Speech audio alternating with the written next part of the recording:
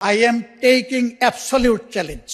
ইসলামী bank কোনো কারণে যদি আরো ক্ষতিগ্রস্ত হয়, বাংলাদেশের অর্থনীতি মাটির সাথে বসে যাবে। এই ব্যাংক থেকে উনি একা নিয়েছেন তার নিজের নামেই 82,000 কোটি টাকা, আর তার সমুদয় শেয়ার যেগুলা তিনি কিনেছেন 82% মালিক হয়ে গিয়েছেন, এগুলার মূল্য হচ্ছে মাত্র 12,000 কোটি টাকা। অর্থাৎ তিনি কইর তেল দিয়ে শুধু কই বাজেন নাই, কইও বাচ্ছেন, শোল মাসও বাচ্ছেন, এবং সবগুলা ব্যাংক থেকে ডাকাতি করা টাকা। সেই শেয়ারগুলা কিভাবে হস্তান্তর হয়েছে তিনি একটা প্রতিষ্ঠানের নাম এখানে বলেছেন, সবগুলা বলে দিলে ভালো হইতো। এই ধরনের সকল শেয়ার হোল্ডারের উপরে বিশেষ একটা এজেন্সির মাধ্যমে প্রচন্ড চাপ তাদেরকে বাধ্য করা হয়েছে তাদের শেয়ার হস্তান্তর করতে। মাননীয় বিরোধী দলের নেতা, আপনি ভালোই বলছেন, কিছুটা অস্পষ্টতা আমার কাছে মনে হয় যে তিনি বলতে কাকে আপনি মিন করছেন, সেটা কি ফ্যাসিস্ট আমলে নাকি ইন্টারিম সরকারের আমলে, ক্লিয়ার করে বললে সবাই উপকৃত হবে। জি, এটা ফ্যাসিস্ট আমলে, কিন্তু সালাউদ্দিন সাহেব একটা অংশ এনেছেন আর একটা অংশ আনেন নাই। তিনি যে সমস্ত অভিযোগ আনলেন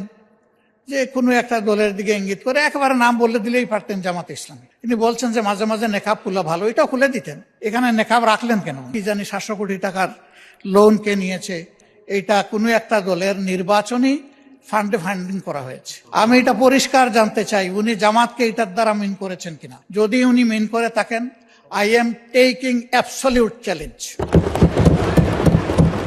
তিনি এটা প্রমাণ করতে পারলে আমি তাকে একটা মেডেল দিব পার্সোনালি। কার ছেলে, কার নাতি, কোন কোম্পানি, শুধু ইসলামী ব্যাংক না, যে কোনো ব্যাংক থেকে চুরি ডাকাতি অসততার মাধ্যমে কিছু নিয়ে যদি আত্মসাৎ করে থাকে, তার ব্যাপারে অবশ্যই তদন্ত করে স্টার্ন অ্যাকশন দেশের বিদ্যমান আইনে নেওয়া উচিত।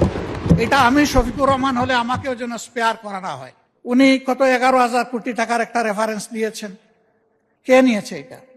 আমি? আমার সহকর্মীরা? যদি এরকম হয়, দলের ফান্ডে যদি 1 টাকাও আসে, আমি বলবো সার্চ লাইট দিয়ে এটা তালাশ করে আমাদের বিরুদ্ধে যেন অভিযোগ।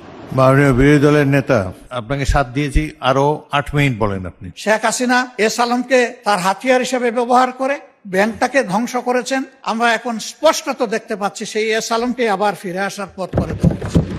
ইসলামী ব্যাংক কোনো কারণে যদি আরো ক্ষতিগ্রস্ত হয়, বাংলাদেশের অর্থনীতি মাটির সাথে বসে যাবে। সন্তান তার মায়ের কুলেই তো নিরাপদ। ওরা তো সৎ মা হয়ে এসেছিল, ওদের কোনো দরদ ছিল না, ওরা ডাকাতি করেছে।